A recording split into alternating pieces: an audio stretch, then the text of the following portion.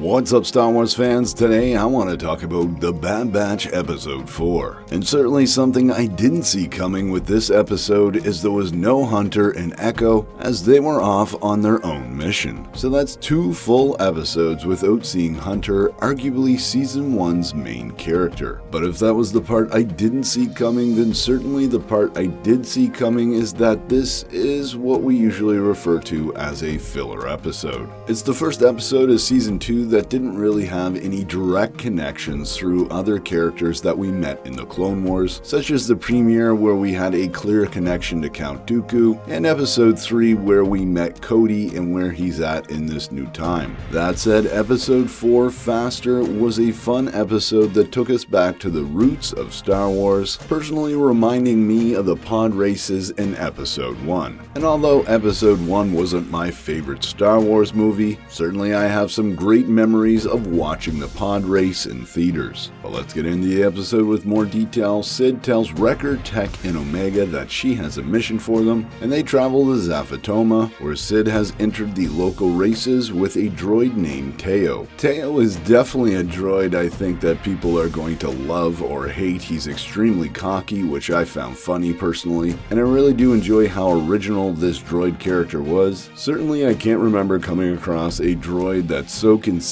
and cocky, but as cocky and funny as this droid is, he gets absolutely wrecked during a race, and Tech, Wrecker, and Omega are forced to repair the speeder and Teo himself. And to make matters worse, Sid can't actually pay off Malagi. He's a gangster that Sid placed a bet with on the race where Teo gets absolutely wrecked. And as per usual, she doesn't have the money to pay him off, so Omega presents the idea to Malagi that they should do a double or nothing race. And I love how this ties back to the very beginning of the episode, where we see Omega and Wrecker playing holo chess, and after losing, Wrecker asks Omega to play another game and double up their bet. Exactly the tactic that Omega uses later in the episode. And I love this because it shows that Omega is learning from all the members of the Bad Batch, and despite this being a very light episode, those 2 connecting themes really tie things into that Star Wars theme of the importance of family. And certainly the connection to that theme continues, because it ends up that Tech, Wrecker, and Omega have to rescue Sid by winning the next race, and they have to do it without Teo. Fortunately for Sid, her friends or newfound family are up to the task.